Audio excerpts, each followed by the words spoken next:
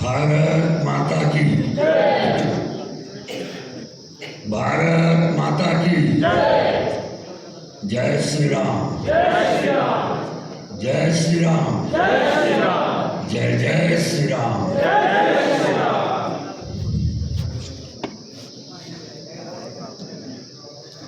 इस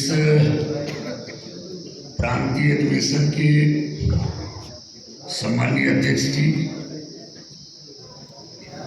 अपने कार्यक्रम के मुख्य अतिथि परम आदरणीय हमारे लोकप्रिय माननीय सांसद महोदय, भारतीय डाक कर्मचारी महासंघ के सेक्रेटरी जनरल भाई श्री अनंतपाल जी, मंच पर आसीन भारतीय मजदूर संघ और भारतीय डाक कर्मचारी महासंघ से जुड़े संगठनों के वरिष्ठ पदाधिकारीगण, यहाँ पर उपस्थित हिमाचल प्रदेश के विभिन्न मंडलों से आए हुए सम्मानित कार्यकर्ता पदाधिकारी भाइयों और बहनों, सबसे पहले तो मैं इस कार्यक्रम के आयोजकों को धन्यवाद देना चाहता हूं कि उन्होंने बहुत सुंदर दिन निश्चित किया इस अधिवेशन के लिए। हम सभी जानते हैं कि अपने देश के अंदर स्वतंत्रता आंदोलन के बड़े नायक रहे, जिन्हें हम राष्ट्रपिता के रूप में याद करते हैं। आज उनकी जन्म जयंती है। भारत का जो श्रमिक आंदोलन है, वास्तव में सत्याग्रह, अनशन, अहिंसा, ये जिन मार्गों पर चलता है, इन मार्गों को अपने देश के अंदर स्थापित करने वाले महात्मा गांधी जी, निश्चित रूप से हम सब अपने इस कार्यक्रम के माध्यम से गांधी जी के प्रति नमन करते हैं, उनको प्रणाम करते हैं। हम जानते हैं इस देश का एक बड़ा राजनीतिक परिवार, उसने गांधी जी से बहुत कुछ ग्रहण किया। इंदिरा जी तो गांधी टाइटल नहीं थी, लेकिन इंदिरा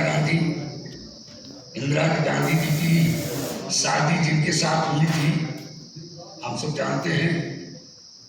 फिरोज गांधी नहीं थे, उन्होंने भी गांधी बन गए। और अभी उसके बाद अगली पीढ़ी, जैसा हम सब लोग जानते हैं, टाइटल पिता के नाम से चलती है, लेकिन वो उस गांधी परिवार ने गांधी टाइटल को ऐसे पकड़ा कि अभी प्रियंका गांधी बड़ेरा से शादी हुई, लेकिन सब गांधी। तो अच्छा है, गांधी जी का बहुत बड़ा योगदान है। ये बात अलग है कि आज की युवा पीढ़ी देती हमें आजादी बिना खड़े बिना ढाल, इस पे विश्वास नहीं रखती है। कहती है अगर इस आंदोलन में सबसे बड़ा रोल गांधी जी का ही था, तो भगत सिंह, चंद्रशेखर आजाद, सुभाष चंद्र बोस, उनका क्या रोल था, वो अलग अलग विषय है। मुझे जो कहना है, कांग्रेस ने सब कुछ ले लिया गांधी जी से, लेकिन गांधी जी का एक बहुत प्रिय भजन था, रघुपति राघव राजा राम, पतित पावन सीताराम। उसको स्वीकार नहीं किया। स्वीकार न करते तो भी कोई बात नहीं थी। भगवान राम के औचित्य पर ही क्वेश्चन मार्क लगा दिया। मतलब जो चीजें आपको सूट करती है उसको आप ग्रहण करते हो, जिससे आपको राजनीतिक नुकसान होता है उसको आप ग्रहण नहीं करते हो। आज भी मैं उस, आप जानते हैं भारतीय मजदूर संघ नॉन पॉलिटिकल ऑर्गेनाइजेशन है, लेकिन मेरे मन का एक बड़ा क्वेश्चन आज भी उत्तर नहीं ढूंढ पा रहा है कि हिमाचल प्रदेश जैसे राष्ट्रवादी विचारधारा के प्रदेश, यहाँ के नागरिकों ने कैसे कांग्रेस को हिमाचल में स्थान दे दिया, आज भी मैं इसका उत्तर ढूंढ नहीं पा रहा। और ज्यादा कुछ न कहेंगे, क्योंकि हम नॉन पॉलिटिकल ट्रेड यूनियन से आते हैं, इतना जरूर कहेंगे, नहीं तो आने वाली पीढ़ियां पूछेंगी। हम देख रहे हैं कि आज दुनिया में क्या हो रहा है, बांग्लादेश में क्या हुआ, हम सबको पता है। काफी अच्छी संख्या के अंदर पाकिस्तान और बांग्लादेश में हम सनातन धर्म के अवलंबी रहते थे। आज वहां हमारा क्या हासिल हुआ ये बताने की जरूरत नहीं है। आज किस राजनीतिक पार्टी की उम्र लंबी करना है, इस पर हमने विचार नहीं किया। आने वाले ज्यादा नहीं 20-25 वर्षों के अंदर जो जनसंख्या का संतुलन बढ़ रहा है, हम सबको ऐसे झंझावात में डालेगा, उस समय हमारे पास कोई उत्तर नहीं होगा। हमारे बगल में जम्मू कश्मीर है, जम्मू कश्मीर के जो मूल निवासी थे, आज वो देश के दूसरे राज्यों में सरकार प्रयास कर रही है, लेकिन दूसरे राज्यों में लोग पाए जाते हैं। और इस समय तो राजनीतिक जब चुनाव होते हैं तो नेताओं की हैसियत समझ में आती है।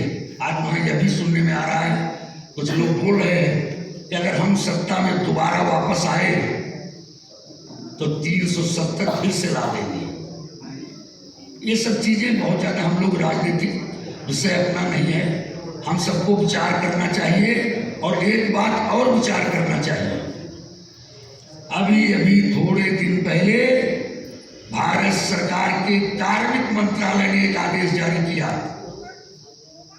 राष्ट्रीय स्वयं सेवक संघ के कार्यक्रमों में अब सरकारी कर्मचारी भागीदारी कर सकता है।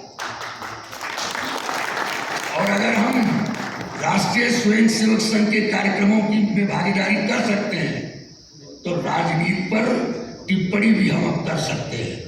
ये अधिकार हम सबको मिल गया है। तमाम माननीय सांसद जी की और भी तमाम सारे कार्यक्रम होंगे, मैं ज्यादा कुछ ना कहके, हमारे सेक्रेटरी जनरल भी सब विषय पर बोलेंगे। देश के अंदर जितने अनुसांगिक संगठन राष्ट्रीय स्वयं सेवक संघ के काम कर रहे हैं, सबका एकमात्र उद्देश्य है, एकमात्र उद्देश्य क्या है?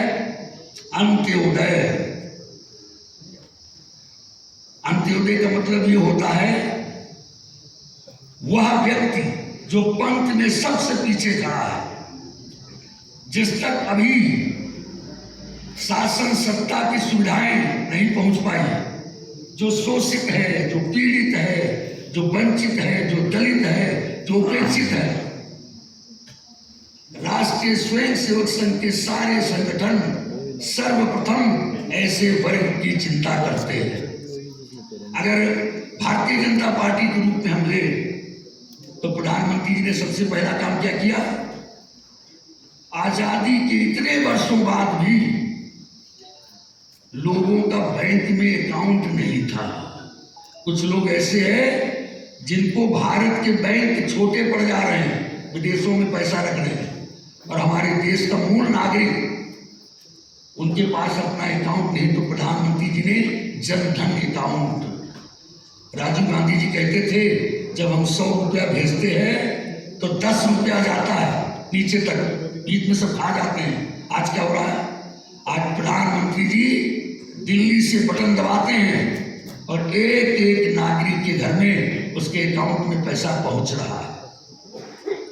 सबसे आखिरी व्यक्ति समाज का कौन है? गांव की वो महिलाएं, जो लोग ग्रामीण अंचल में रहते होंगे, एक गैस सिलेंडर वगैरह तो भी आया, लकड़ी ला करके उससे खाना बनाते थे। लकड़ी के धुएं से उनकी आंख कमजोर होती थी। प्रधानमंत्री जी ने कहा नहीं, हम ऐसे लोगों को गैस सिलेंडर देंगे। गांव के अंदर महिलाओं को प्राकृतिक, माने दिन में उनको शौच की आवश्यकता है, व्यवस्था नहीं थी, खुले मैदान में जाना है। प्रधानमंत्री जी ने चिंता की कि घर घर में हमको शौचालय बनाना है। यह है अंत्योदय कि जब शासन सत्ता में अपनी भागीदारी होगी तो सबसे पहले जो पिछली लाइन में लोग खड़े हैं उनका काम करेंगे। भारतीय डाक कर्मचारी महासंघ के संदर्भ में हम अक्सर बोलते हैं वही अंत्योदय हमारा है, और हमारी कल्पना का वह शोषित वंचित कौन कर्मचारी है? ग्रामीण डाक सेवक। आज भी कोई अवसर हम छोड़ते नहीं। जब भी कहीं बैठने का, बोलने का, लिखने का मौका आता है, एक ग्रामीण डाक सेवक, यहाँ कुछ लोग बैठे हैं क्या ग्रामीण डाक सेवक? हाथ उठाइए। है एक ग्रामीण डाक सेवक माननीय सांसद जी को बताना चाहते हैं, बहुत सारी चीजें उनको पता नहीं है।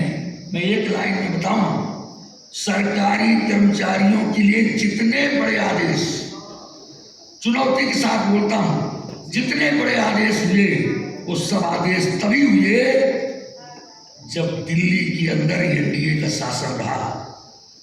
ये जो हमारा जीडीएस कर्मचारी है, अभी माननीय सांसद जी कह रहे थे कि 58 ईयर में हम सोचेंगे रिटायरमेंट लेने को। हमारे यहाँ डाक विभाग के अंदर रिटायरमेंट की एज 60 साल है, लेकिन हमारे डाक विभाग का यह ग्रामीण डाक सेवक अपनी उम्र के 65 साल तक विभाग की सेवा करता, मतलब इसका रिटायरमेंट 65 ईयर है। और अभी कुछ वर्षों पहले तक अपनी उम्र की 65 वर्ष तक सेवा करने वाला, और ये जीडीएस कर्मचारी जब छुट्टी पे जाता था तो मेरे छुट्टी पर जाने के बाद मेरे डाक विभाग का काम खराब ना हो, इसके लिए वो विभाग को अपना सब्स्टिट्यूट देता था, विकल्प देता था। ऐसे कर्मचारी को कुछ दिन पहले तक लोग कहते थे एक्स्ट्रा डिपार्टमेंटल एजेंट, यही नाम था ना, ईडीए। क्या नाम था? ईडीए। माननीय अटल बिहारी वाजपेयी जी के शासनकाल में 13 दिन की हड़ताल हुई, और सबसे पहले नंबर पर हम लोगों ने मांग रखा ये नाम ठीक नहीं है। एक्स्ट्रा डिपार्टमेंटल एजेंट, अंग्रेजी में सारी बोलना बड़ा आसान है, किसी को ठोकर लगे सारी, लेकिन अगर कहते भाई साहब हमको माफ करिएगा, उसी तरह से एजेंट शब्द अंग्रेजी में उतना खराब नहीं लगता, लेकिन आम समाज के बीच में एजेंट का जो हिंदी शब्द है, हिंदी अर्थ है, वो अच्छा नहीं है। हमने सरकार से कहा इतने लंबे समय तक अहर्निश सेवा में है, मैं रात दिन निस्वार्थ विभाग की सेवा करने का वचन देता हूं। ऐसी मनोभावना से काम करने वाले कर्मचारी को एजेंट कहना ठीक नहीं है। और उसी सरकार के कार्यकाल में हमारे ईडी कर्मचारियों का नाम ग्रामीण डाक सेवक बना। आज उनको अपने पहचान का तो बहुत सारी डिमांड, तब से दुनिया बदल गई। तो मेरे कहने बोनस की बात करते हैं, बोनस आप जानते हैं, आप तो बड़े आराम से हम लोग देख रहे हैं, अक्टूबर आज से शुरू हो गया, दीपावली दशहरा है, बोनस मिलना है 14,000। ये बोनस कहां से आया? पहली बार जब भारतीय मजदूर संघ ने कहा कि इस बोनस मिलना चाहिए, तो हमारे कुछ बहुत सारे लोग कम्युनिस्ट के पुराने लोग होंगे, अरे ये बीएमएस वाले पागल हो गए, ये बोनस तो कंपनी कारखानों में मिलता है, गवर्नमेंट सेक्टर में बोनस कहां से? मैंने कहा नहीं, यह विलंबित वेतन है, डिलेड वेज। ऐसे आपको कल वेतन मिला होगा, एक महीने में कितने सप्ताह होते हैं? 4 सप्ताह। 4 सप्ताह का वेतन हमको, जब हम 4 सप्ताह काम करते हैं तो हमको वेतन मिलता है। एक साल में कितने सप्ताह का वेतन लेते हैं काम करके? नियमता 12 को 4 से गुणा करो तो 48 सप्ताह का वेतन हमको, लेकिन एक वर्ष में 52 सप्ताह होते, 52। तो हमने कहा 4 सप्ताह का वेतन देते हो, वो 48 से जो 52, 4 सप्ताह जो एक्स्ट्रा काम लेते हो वो डिलेड वेतन है, उसको बोनस के रूप में दो, तब जाके कर्मचारियों को बोनस मिला। हमारी बोनस बहुत दिन से 3500 विचार हुआ, समय बदल गया, इसकी सीलिंग रिवाइज होनी चाहिए। एक बड़ा आंदोलन भारतीय मजदूर संघ के निर्देश पर सरकारी कर्मचारियों को लेकर के हम लोगों ने 29 अगस्त 2016 को दिल्ली में किया। कितना बरसात हुई उस दिन कि 10,000 जो लोग आए थे, कोई आदमी ऐसा नहीं था जो भीग करके ना गया। सारे लोग तरबतर हो गए। शाम को अरुण जेटली जी ने मीटिंग बुलाया, उसमें वित्त मंत्री माननीय अरुण जेटली जी थे। अरे क्या कर रहे हैं? कम्युनिस्ट के संगठन, कांग्रेस के संगठन वो आंदोलन नहीं कर रहे हैं। आप बीएमएस के होकर के आप बैठ करके सरकार को, हमारे राष्ट्रीय अध्यक्ष जी ने कहा, अरे जेटली जी हम बीएमएस के लोग हैं, ये तो आप जानते हो। अरे हम चाहे आंदोलन करें चाहे समर्थन करें, हम गाली नहीं देते। सत्याग्रह करने वाले लोग हैं। हमारा हर अवसर का नारा भारत माता की जय, वंदे मातरम, हम तो यही बोलते हैं। अरुण जेटली जी ने कहा अच्छा ठीक है, मैं बोनस की सीलिंग बढ़ाऊंगा। अध्यक्ष जी ने कहा नहीं, आज ही पूरे देश से लोग आए हैं, जेटली जी 2 मिनट लगेगा, आपको आश्चर्य होगा। 29 अगस्त 2016 को 3500 की सीलिंग रिवाइज होकर के 7,000 हुई। आप सोच रहे होंगे कि संतोष जी 2016 की घटना क्यों सुना रहे हैं? सुना इसलिए रहा हूं, 1 महीने के बाद जब रिवाइज सीलिंग के साथ बोनस बटा तो एनएफपी एफएनपीओ के जो मैगजीन प्रिंट होती है उसमें उन्होंने लिखा 4 लाख रुपया बोनस पर डोनेशन कलेक्ट किया। एक जीडीएस का यूनियन है महादेवैया, 3 लाख रुपया बोनस कलेक्ट किया। जिसने आंदोलन किया उसको 1 पैसा नहीं मिला। क्यों? महादेवैया के लोग जब चंदा वसूल रहे होंगे डोनेशन, तो क्या उन्होंने बताया होगा कि बीएमएस वालों ने धरना प्रदर्शन किया है, उन्होंने करा दिया हमको डोनेशन दो? उन्होंने क्या कहा? हमने करा दिया। ये बहुत बड़ी चीज हो, बहुत बड़ी बात, बड़ी जिम्मेदारी से मैंने कह दिया। आपकी जितनी बड़ी डिमांड, अभी 4 दिन पहले तक हमारे पोस्ट मास्टर लोग, उनका ट्रांसफर होता था, वहां पर अगर अटैच्ड रेजिडेंस था तो कंपल्सन था, आप वो रेजिडेंस लो या न लो, आपको HRA नहीं मिलेगा। हमारे नंदपाल जी कह रहे हो संतोष जी हमारा विषय ये सब उनको बोलना है, बहुत सारी चीजें हैं। ऑर्डर हुआ 1 मिनट के अंदर। आज हमारे पोस्ट मास्टर को कंपल्सन नहीं है कि अटैच क्वार्टर लो या ना लो।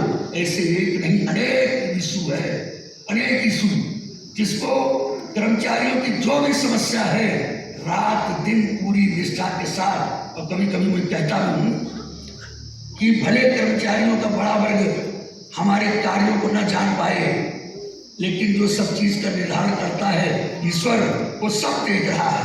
और उसी का फल है कि हम होटल में बैठे बात कर रहे थे भाई संजीव ठाकुर जी से, तो उन्होंने कहा संतोष जी आज जब ये अधिवेशन संपन्न हो रहा है तो सोलन में आज केवल 1 कर्मचारी ऐसा बचा है जो इस यूनियन में नहीं है। पूरा सोलन केसरियामय हो गया। ये ईश्वर सत्ता का। तो बहुत कुछ ना कह करके, बहुत आप लोग बड़े भाग्यशाली हैं।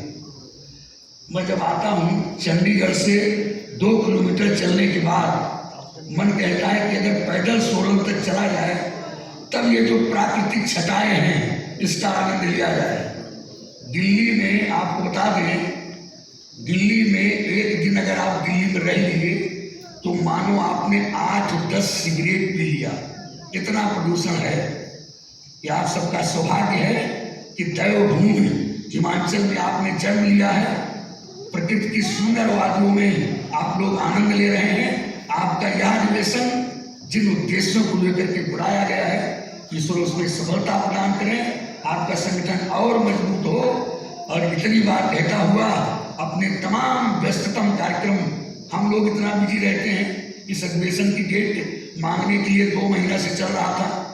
तो जो हम लोगों का जीवन इतना बिजी है तो माननीय सांसद जी का जीवन कितना व्यस्त होगा हम कह नहीं सकते। तो आपके और उनके बीच में बहुत ज़्यादा बाधा न बन करके हमारे अधिवेशन में माननीय सांसद जी ने अपना बहुमूल्य समय दिया। अपने इस डाक परिवार में उनका स्वागत करते हुए मैं अपनी बात को यही समाप्त करता हूँ। भारत माता की, भारत माता की।